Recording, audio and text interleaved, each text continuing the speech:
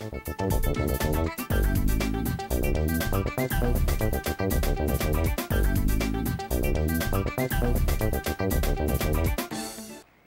noite a todos, eu sou a Juvândia Moreira, presidenta do sindicato, e hoje nós estamos em mais um Momento Bancário em Debate e a gente vai conversar sobre saúde do trabalhador.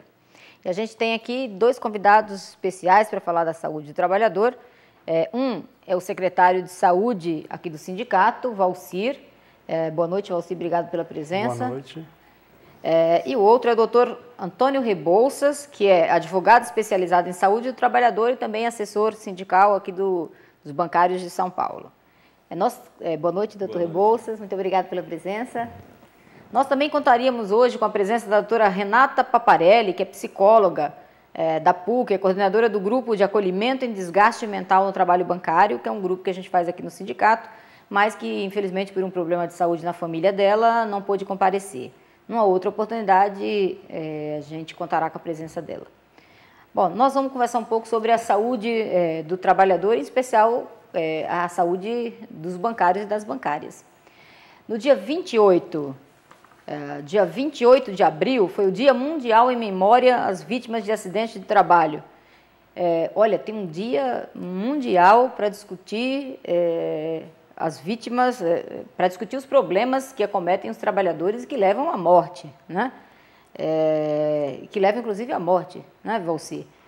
E me diz uma coisa, por que esse dia foi instituído? O que foi feito aqui, agora no dia 28 de abril? O que foi feito nesse dia? Teve uma audiência pública? Explica para a gente um pouco o que aconteceu nesse dia 28 de abril. Bom, esse dia 28 para nós, né, militantes da área de saúde do trabalhador, né, para o nosso sindicato aqui, é um dia muito importante, assim como para a CUT, né, nossa central.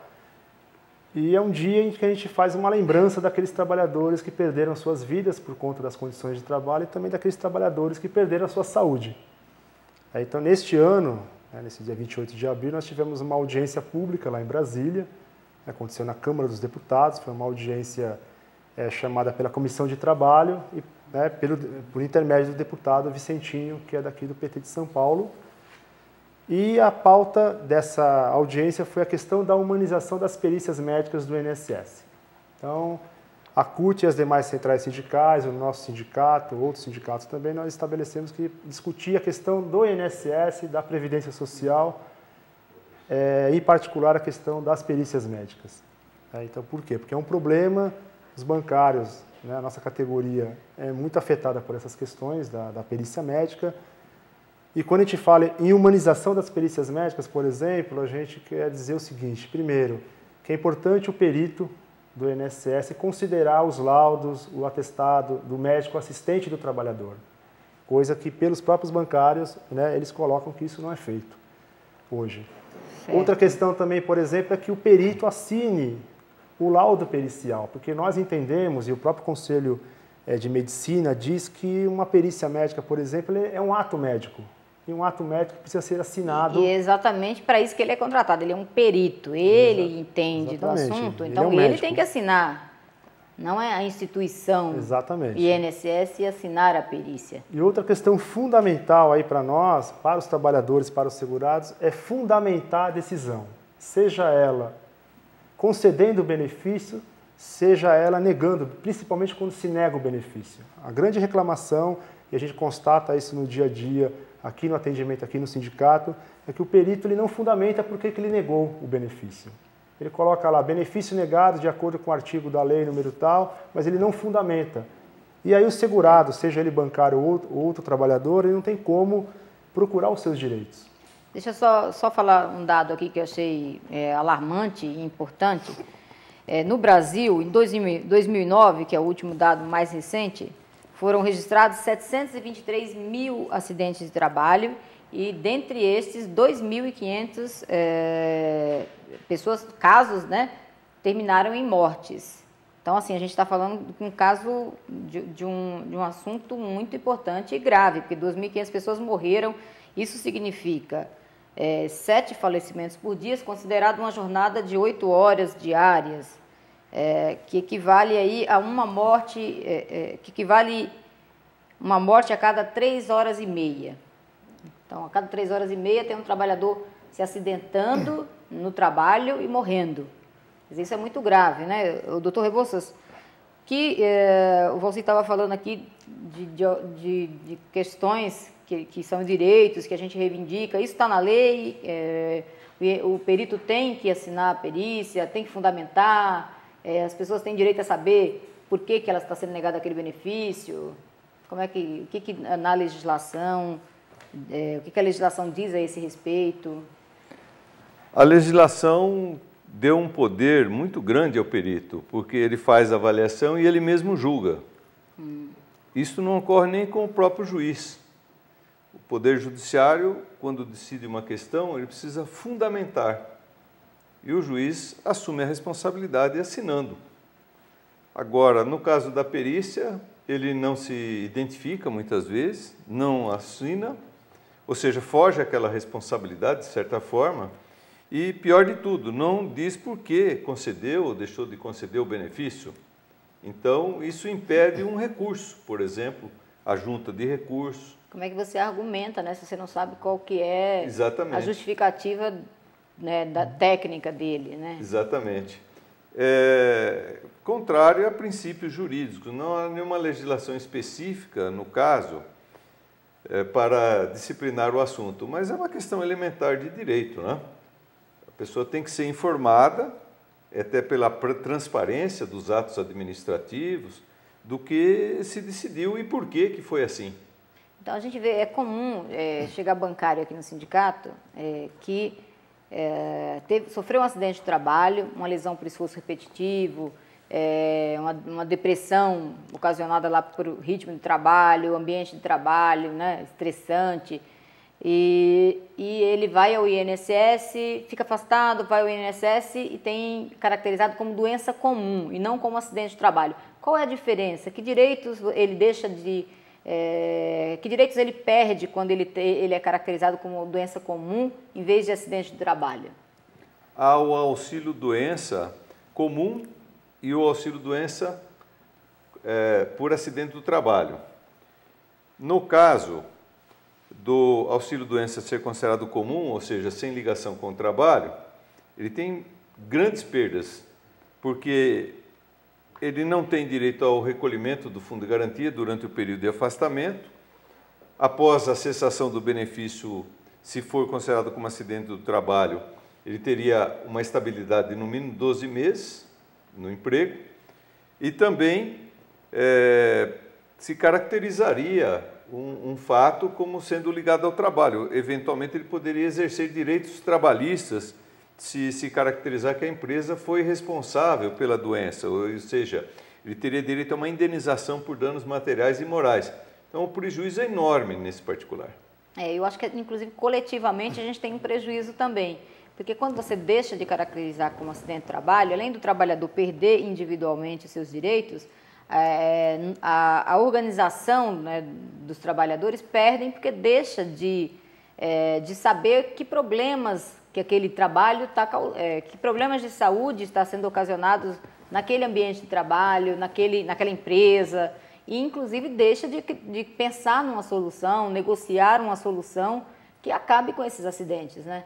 Então, quando você subnotifica, que é o que a gente chama, não notifica corretamente, a gente, enquanto representante dos trabalhadores, organização dos trabalhadores, acho que a sociedade como um todo perde, porque ela deixa de saber quais são os problemas, o que está ocasionando aqueles problemas, e logo deixa também, perde a oportunidade de buscar a solução para aquele problema, né?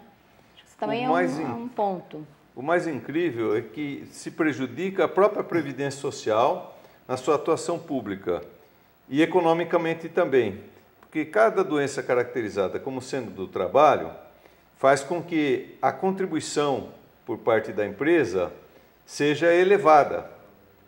E ela pode, no caso da descaracterização, ela ser reduzida falsamente. Então, por incrível que pareça, até a Previdência Social sai prejudicada nesse ponto. Então, mais um motivo para a gente... É uma luta que a gente faz aqui, né, Valci? É uma luta antiga. Aliás, essa discussão das perícias justas, perícias mais humanas, também tem a ver com identificação correta do problema, se é uma doença comum, se é um acidente de trabalho. além da humanização, porque também é comum a gente, nesse tempo aqui no sindicato, ouvir vários depoimentos dos bancários que passaram no INSS, nas perícias médicas, e reclamam que o perito nem olha na cara dele, faz um diagnóstico, quer dizer, nega um benefício ou concede um benefício, às vezes sem examinar o paciente, né? Ali é um paciente, né? Acaba sendo um paciente, sem fazer um exame, sem fazer uma análise né, da vida daquela pessoa, ou seja, sem olhar os exames médicos. Eu lembro que uma época a gente briga, uma das nossas lutas aqui era para que o INSS olhasse, os peritos recebessem os exames, vissem os laudos dos médicos assistentes, considerassem isso. Como é que está isso hoje? Então, Juvândia e Dr. Rebouças, né, os bancários e bancárias, é uma questão que ainda a gente continua com problemas. O que nós falamos anteriormente, que nós defendemos na humanização das perícias, primeiro deixar bem claro que nosso sindicato, nós não somos contra qualquer perito ou perita do INSS, né? Nós não somos contra a pessoa do perito nessa questão, nós somos contra uma política que vê o segurado, por exemplo, como um fraudador, como uma pessoa que potencialmente vai lá para simular uma doença e querer um benefício. É um fraudador até que se prove ao contrário. Exatamente. Né? E o que nós defendemos é o seguinte, outra coisa também... até que se prove ao contrário. Exatamente. Eles invertem. E outra coisa importante é dizer que o sindicato, nós somos contra qualquer tipo de fraude. Porque, como o Dr. Rebouças colocou, qualquer ato que lese a Previdência Social está lesando todos os brasileiros e brasileiras. Então, isso tem que ficar bem claro. O que nós exigimos, e a gente discute isso, como discutimos agora no último dia 28 lá em Brasília, é que o perito considere os laudos para subsidiar a perícia e que também faça uma coisa que a Previdência tem deixado muito de fazer, que é fiscalizar os locais de trabalho. Também está na lei que a Previdência tem uma prerrogativa de fiscalizar as condições de trabalho. E o que nós queremos... Se estiver acontecendo um número de acidentes de trabalho grande numa determinada empresa, num banco, por exemplo, a Previdência ela teria a obrigação de ir ao local, verificar por que aquele ambiente adoece tanto e propor soluções, é isso? E mediar soluções para resolver essa causa do adoecimento? Exatamente. Assim, o perito ele precisa fazer uma análise também da relação do trabalho da pessoa com a doença. O que hoje que a gente percebe nas perícias é simplesmente nega o benefício para o trabalhador, não faz uma relação, como chama, né, doutor Rebouças, de nexo causal, e a pessoa fica naquela situação como o doutor Rebouças colocou, se consegue o benefício, ainda consegue um benefício que nós chamamos de auxílio-doença comum, que traz todos aqueles prejuízos colocados. Então, por exemplo, o atestado médico, os laudos médicos, levar isso em consideração, levar o histórico do trabalhador, fazer um levantamento do histórico ocupacional do trabalhador, da sua vida laboral, isso é importante para que o segurado tenha condições de conseguir esse benefício. Não conseguir esse benefício, como o doutor Rebouças também muito bem colocou, cabe recursos, só que para isso ele tem que ter a fundamentação dessa decisão para que ele tenha condições de recorrer numa junta de recursos ou até do ponto de vista judicial. Então, a humanização das perícias, além de outras questões, né, que nós não abordamos aqui ainda, por exemplo, como as questões de ordens internas, mas a humanização da perícia passa por um conjunto de políticas para melhorar o atendimento da Previdência Social, para que ela continue pública e que ela tenha também um controle social, que é um debate que nós fazemos também, que é o controle social dos próprios segurados, via conselhos, para a gente melhorar cada vez mais a Previdência Social e não deixar que os serviços fiquem ruins e o atendimento piore. Doutor Rebouças, tem o número de ações judiciais por conta de acidente de trabalho, doença do trabalho, ou reversão de benefício é grande? É muito grande. É impressionante o número de processos nesse particular. E mais uma vez, o que não tem sido lembrado até pela mídia, é que o INSS também é prejudicado porque ele arca com os custos do processo judicial, inclusive pagando honorários advocatícios e pagando os valores atrasados com juro, atualização monetária. Então, é um dano público também nesse ponto. É verdade, é verdade.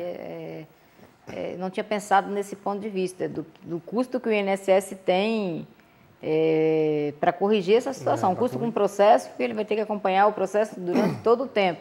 Eu sei, ele é grande, esse conjunto de processos é grande não só nos bancários, né? É grande no geral.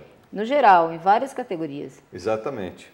Quer dizer, estão agindo contra os segurados e contra a Previdência Social. Cabe então perguntar, quem está levando vantagem nisso?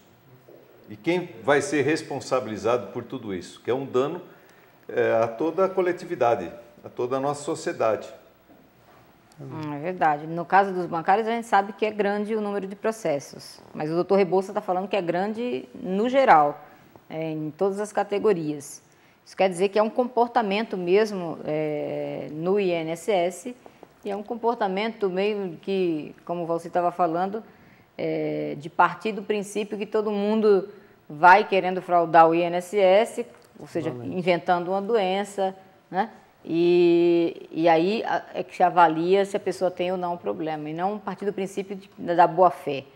Mas a gente vai continuar conversando sobre a saúde do trabalhador no próximo bloco, porque a gente vai agora assistir a um vídeo que é o Dia de Bancário.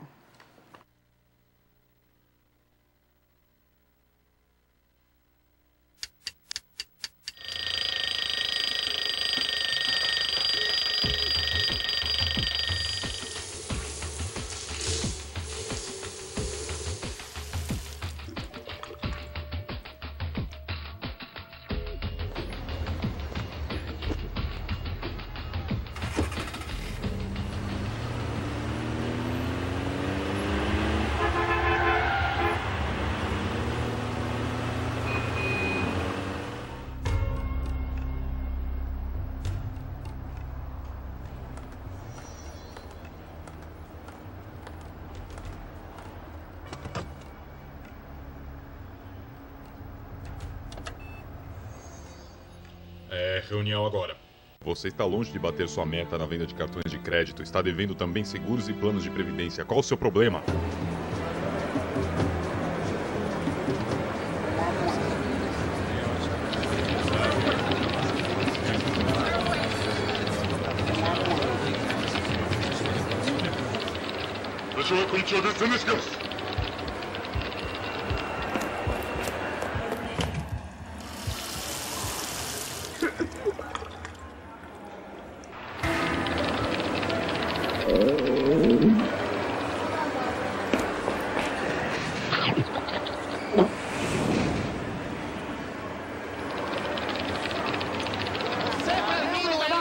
Eu não aguento mais essa fila. Diversidade sempre!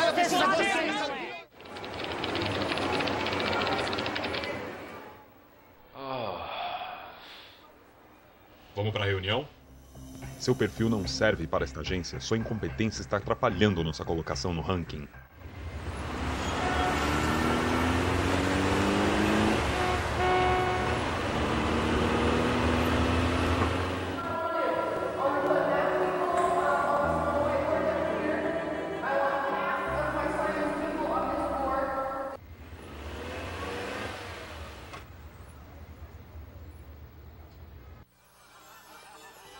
Pai, vamos brincar.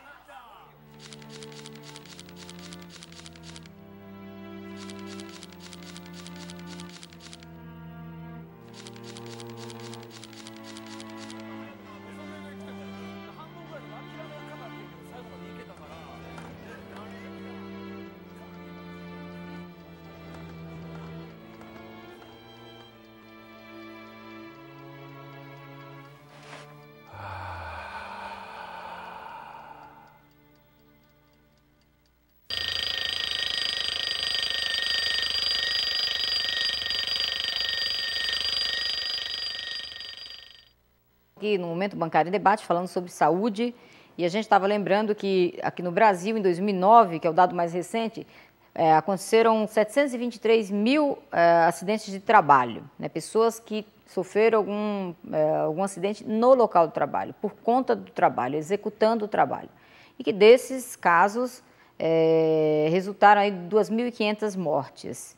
Agora a gente tem também um dado aqui mundial, que é segundo a OIT, Organização Internacional do Trabalho, ocorrem anualmente no mundo cerca de 270 milhões de acidentes de trabalho, além de aproximadamente 160 milhões de casos de doenças ocupacionais. essas ocorrências chegam a comprometer 4% do PIB mundial. Quer dizer, a gente já falou aqui que tem um gasto para a Previdência, um gasto para a sociedade, né? Um comprometimento, além, obviamente, das pessoas, né? Da vida, da saúde. Eu acho que isso aí que é o gasto pior, né? O saldo pior. E aí nós conversamos um pouco sobre o dia 28, que foi o Dia Mundial, né? Em memória às vítimas do acidente de trabalho. E a gente estava falando um pouco dessa agenda. Ô, Valcir, tem uma audiência marcada aí para o dia 10 de maio, é isso? Isso, dia 10 de maio agora. Vai acontecer aonde? O que vai tratar? Às 16 horas, lá no gabinete do ministro Garibaldi Alves, que é o ministro da Previdência Social, lá em Brasília. A pauta também é a humanização das perícias médicas do INSS. Nós estamos resumindo nesse tema, mas, na verdade, nós vamos levar um conjunto de reivindicações dos trabalhadores. Mas o sindicato, você esteve presente na audiência com o presidente do INSS também, ainda esse ano, não é também. Isso? Isso foi um conjunto de atividades, né, do sindicato, em sintonia com a CUT, né, nossa Central Única dos Trabalhadores. Dia 16 de março deste ano, nós tivemos uma audiência com o presidente do INSS, o senhor Mauro Rauchilde, lá em Brasília. O doutor Rebouças também esteve me acompanhando, né, para ajudar lá nos debates. Nós entregamos um documento para ele do sindicato com várias reivindicações, dentre elas também a questão da humanização das perícias. Lá nós estamos falando até da formação, o sindicato tem uma visão da formação dos peritos, para que a gente mude essa visão, né, que o segurado é um fraudador, que o segurado quer dar golpe na Previdência Social.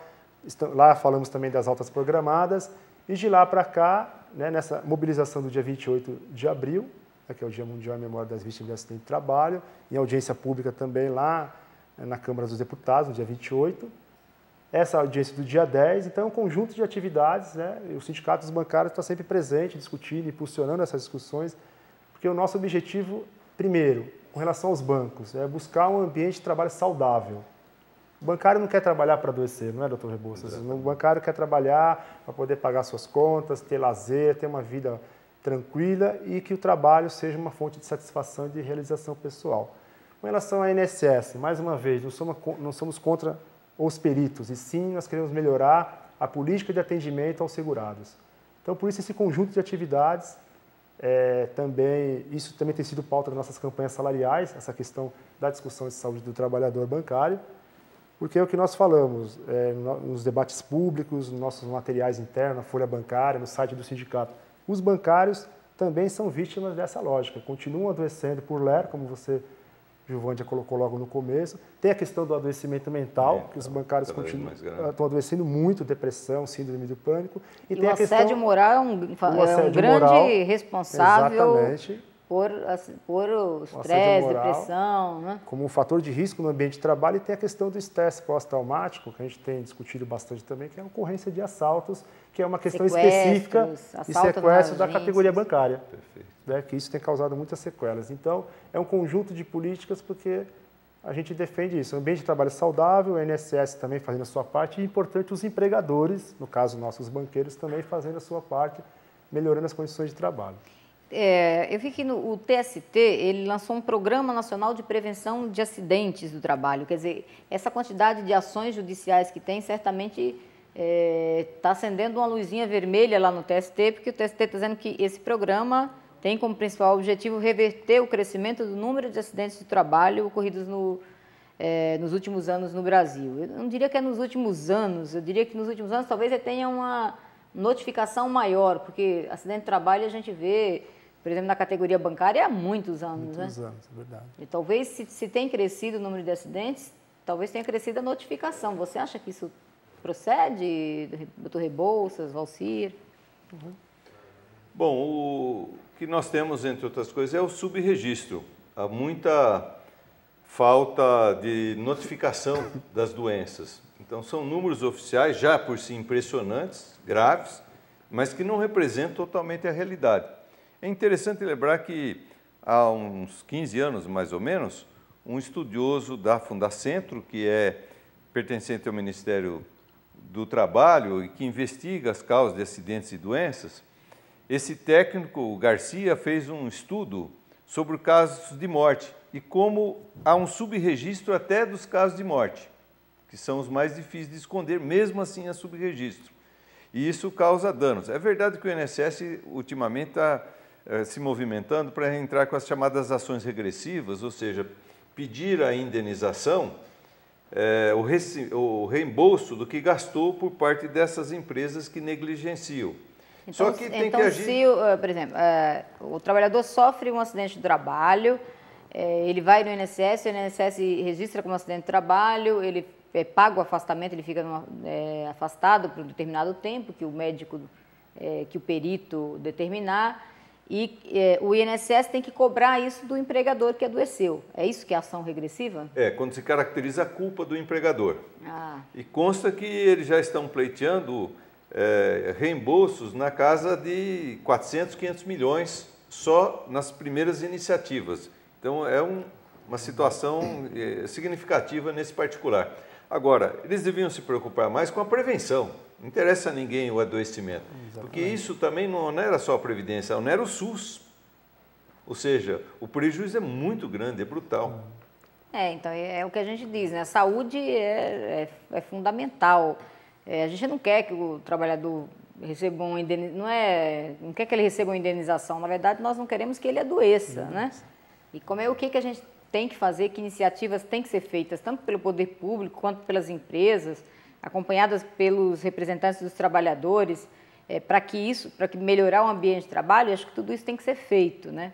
Como a gente fez agora um instrumento de combate ao assédio moral, nós estamos cobrando dos bancos que cumpram, que levem a sério, mas que melhorem o ambiente de trabalho, que digam para todo o quadro de funcionários que eles não vão admitir assédio moral e que, quando o problema ocorrer, ele vai punir, vai tomar as providências rapidamente, e providências cabíveis, devidas, para que ele dê um sinal para o quadro de funcionários que ele não admite esse tipo de comportamento, mas também ele tem que melhorar a gestão para que ela não proporcione esse tipo de problema, porque normalmente o assédio moral está relacionado ao que a gente chama de violência organizacional, tem a ver com a forma de gestão, que precisa ser alterada, ser mudada, porque ela propicia aquele ambiente. Ô, Valcir,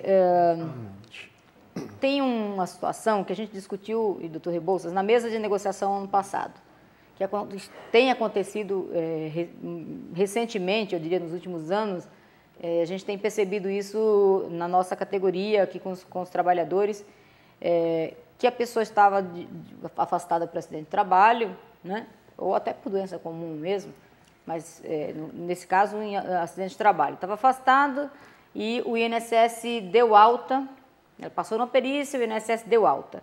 Aí ela retorna ao trabalho, passa no médico, o exame de retorno, passa no médico do trabalho, e o médico não aceita aquele trabalhador de volta e diz que ele está inapto para trabalhar. E aí ele fica sem o benefício do INSS e sem o salário do banco, ou seja, sem renda nenhuma.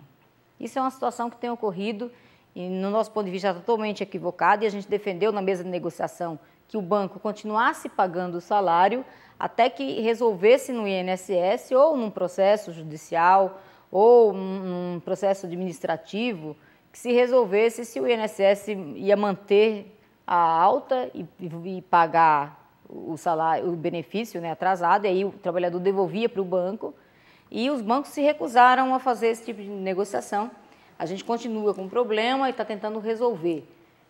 Como essa situação persiste? Qual é o direito né, do trabalhador? Quem que tem que pagar o benefício? Tem que ser pago pelo INSS ou o salário tem que ser pago pelo banco? Essa proposta que a gente fez na mesa de negociação procede?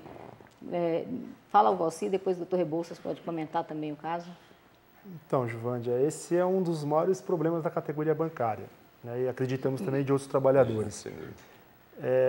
O grande problema é ficar sem benefício do INSS por conta de uma alta e ficar sem o salário do banco. Nós temos um entendimento da responsabilidade objetiva do empregador, né, no caso desse afastamento, principalmente, sobretudo, um afastamento relacionado com o acidente do trabalho.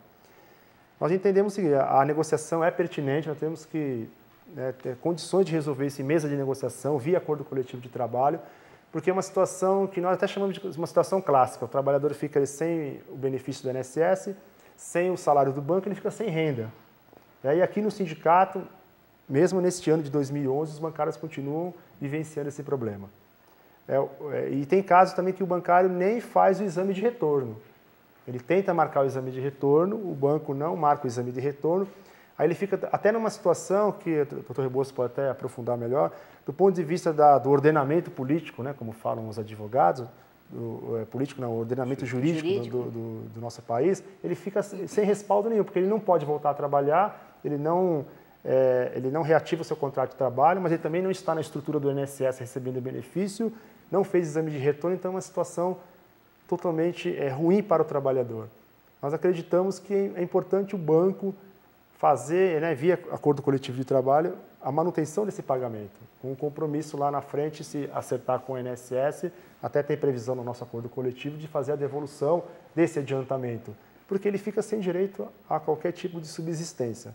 Inclusive, isso foi tema o ano passado, nós levamos no 28 de abril, na semana do 28 de abril, na Assembleia Legislativa aqui do Estado de São Paulo, na Comissão de Direitos Humanos da Assembleia Legislativa, que isso fere os direitos humanos elementares, que é o direito à subsistência. Completamente, a pessoa fica sem renda nenhuma e doente, né? Exatamente.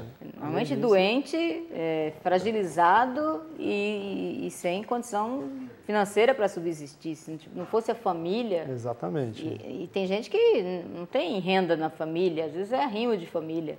E o direito dele, como é que fica isso? O que ele tem direito? O sindicato está certo quando reivindica que o banco tem que pagar? Sem dúvida.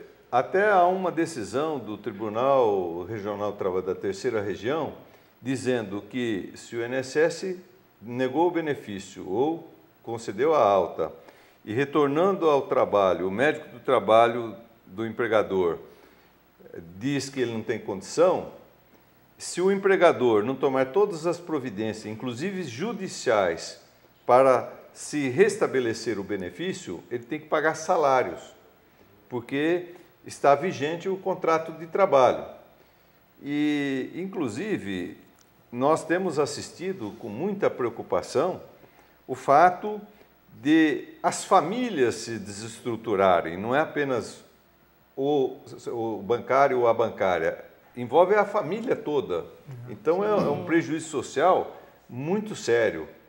E, no caso do auxílio-doença, um outro dado também. O segurado tem que pagar os remédios. Muitas vezes são remédios caros e ele não é ressarcido disso. Eu sustento que o empregador devia pagar também o salário, a assistência médica na forma de medicação. Isso eu acho que é uma reivindicação justa, né? A gente sempre fala que principalmente se é acidente de trabalho, é sinal de que o ambiente de trabalho adoeceu. E o ambiente de trabalho, a responsabilidade de zelar pelo ambiente de trabalho do empregador. Exatamente. E eu estava vendo um caso, e a gente até mostrou aqui no Momento Bancário, um caso de uma bancária que fala que ela gasta R$ 1.300 só de remédio por mês. Imagina, todo o salário dela, né, quase todo o salário dela é comprometido com remédios por conta de uma depressão que ela adquiriu dentro do banco e por causa da pressão que ela sofria, do assédio moral que ela sofria no ambiente de trabalho. E hoje ela tem... e a família dela inteira sofreu com problema e sofre com problema. Exatamente. Porque desestruturou, como você fala, desestruturou toda a família. Acaba adoecendo também a família. Porque quando a gente vê um filho adoecendo, né, o esposo adoecendo, um parente da gente adoecendo, a gente também fica doente, né? Acaba ficando triste, sofre com isso também. Então, isso que você estava falando é bem comum mesmo. A família sofre, a família adoece e a pessoa tem um gasto grande com remédio, com tratamento, né? Que acho que o empregador tem que arcar com esse custo, porque ele tem obrigação de zelar pelo ambiente de trabalho. Exatamente. Né? É bem justo aí que ele arque com esse custo. Então, por isso que nós discutimos, eu também tenho esse mesmo entendimento. O órgão público, que é o INSS, está dizendo que ela tem alta, o trabalhador teve alta. Até que se reverta essa decisão, é ela que está valendo. Portanto, tem que se restabelecer a situação contratual e o banco tem que pagar o salário. No segundo momento, se o benefício for continuado, se o benefício for concedido, um novo benefício, aí o INSS paga o benefício. Mas o que não pode acontecer é a pessoa ficar desprotegida, sem salário, né, numa situação totalmente decadente. Né? E aí a gente vê aí que tem um conjunto de ações judiciais para conseguir, seja contra o INSS, seja contra o banco, para que a pessoa tenha a renda de volta. Mas até as decisões judiciais demoram muito, né? Até você conseguir uma decisão favorável, a pessoa já tem que comer, tem que pagar suas contas, tem que continuar o tratamento, né? Valci, só para finalizar, amanhã tem uma mesa de saúde. O que está na pauta? Esse assunto, por exemplo, pode voltar na pauta amanhã ou tem um outro momento? Então, amanhã, né, temos a negociação da mesa temática de saúde, né? Está previsto no nosso acordo coletivo. Na primeira negociação, em março, no final de março, nós discutimos a questão das metas, né, do fim das metas abusivas, que é uma reivindicação da categoria bancária. Amanhã, especificamente, nós vamos discutir um programa de reabilitação profissional. Que foi acordado em 2009. Que foi acordado em 2009, né, que é a cláusula de número 41 da nossa convenção coletiva, e que ela trata do retorno do bancário, né, do retorno do bancário ao trabalho. Então, o banco, nesse programa, está previsto... Sai do afastamento e volta a trabalhar. Exatamente, quando ele sai do afastamento pelo INSS, não tem relação com a reabilitação do INSS, não é isso. O banco ele tem que readaptar as condições de trabalho à nova realidade daquele trabalhador, é isso. Não é readaptar o trabalhador às condições de trabalho. Então, ele vai ter que fazer mudanças no posto de trabalho, na organização do trabalho, para que aquele trabalhador se reintegre naquele ambiente de trabalho e que não volte a ter um agravamento da sua doença. Então, amanhã, o tema é a reabilitação profissional, a cláusula 41 do nosso acordo coletivo de trabalho. Ok, mas aí... Até a próxima campanha salarial, agora em setembro, nós vamos voltar a discutir com os bancos essa questão, porque é totalmente injusto o trabalhador ficar sem salário. Bom, nós estamos encerrando aqui mais um Momento Bancário em Debate. Queria agradecer a presença do Dr. Rebouças. Boa noite, muito obrigada. Boa noite. Valci também, boa noite, obrigada pela presença. Boa sorte aí na negociação amanhã e em todas as atividades que a gente tem pela frente, os desafios que a gente tem nessa questão da saúde do trabalhador. Queria agradecer a audiência de todos e até o próximo Momento Bancário em Debate, na próxima terça-feira. Um grande abraço.